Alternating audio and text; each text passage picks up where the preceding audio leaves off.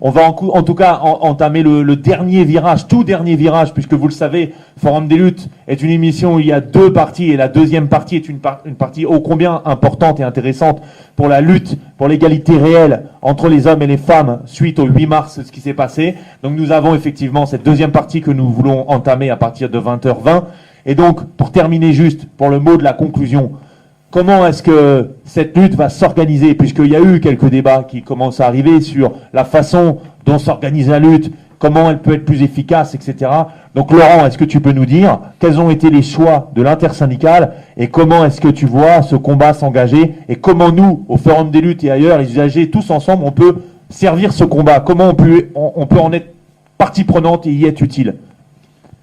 Oui, alors c'est une réponse. L'organisation de la lutte se fera en plusieurs étapes. La première, donc c'est jeudi 22, la grande manifestation convergente avec les fonctionnaires, mais avec aussi la RATP et les énergies et les usagers.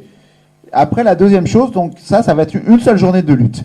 C'est un peu pour donner le tempo, un tour de chauffe. Après, l'intersyndicale a décidé une forme assez inédite de lutte. Qui est celle d'une grève perlée, 2 jours de grève tous les 5 jours. Pourquoi cette forme particulière? Parce que, d'une part, pour déjouer les plans du gouvernement qui tablaient sur une grève reconductible classique, et c'était organisé pour être capable de tenir 2 à 3 semaines.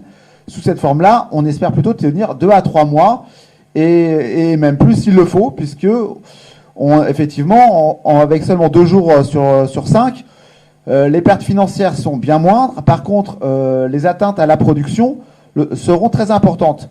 Pas tellement, et c'est ça ce qui est important à noter, avec un calendrier prévisible pour les usagers, on limite un petit peu les dégâts pour les usagers. Par contre, pour l'entreprise, parce qu'effectivement, qu'est-ce que le but d'une grève? C'est de faire mal à la direction. Et là, on va le faire. C'est-à-dire que certains trains vont rouler, mais pas à côté de ça. La maintenance des rames ne va pas se faire parce qu'avec 2 jours travaillés sur 5, on n'arrivera pas à entretenir autant de rames on n'arrivera pas à tenir le planning d'entretien des rames.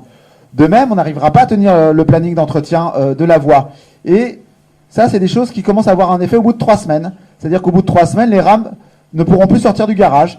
On arrivera à sauter des pas de maintenance d'installation qui vont nécessiter aussi l'arrêt de certaines voies. Et c'est effectivement cette forme de grève-là va nous permettre de tenir dans la durée. Pourquoi? 2 choses. Pour tenir toute la durée des négociations avec le gouvernement qui prévoit d'étaler le, entre guillemets, dialogue social et la procédure d'ordonnance jusqu'à fin de juin. Donc nous, on sera toujours en grève jusque-là, on mettrait la pression jusqu'au bout. Et l'autre idée, c'est aussi qu'on ne sait pas très bien à quoi ressemblera le mois de mai, mais on sent bien qu'il n'y a pas que les cheminots, et qu'il y a un petit parfum quand même de lutte un peu plus globale, et que si nous, on arrive à tenir dans la durée, ça peut permettre aussi de créer une convergence des luttes. Pour terminer un petit peu sur une chose, c'est vraiment la question du statut qui gêne réellement. C'est qu'il y a des salariés qui ont encore des droits en France, et ça gêne aujourd'hui le patronat, puisque c'est vraiment... voilà. Donc là, on termine avec une petite chanson. Je passe la parole à Julien.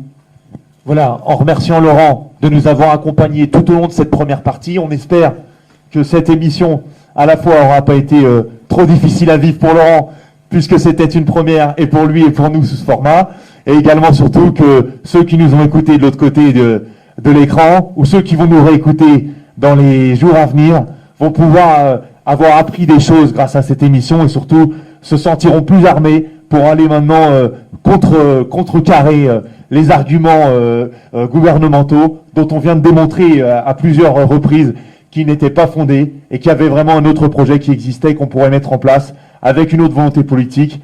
Donc on se donne rendez-vous bien entendu tous ensemble le 22 mars dans la rue et les jours qui suivront aux côtés de nos amis cheminots.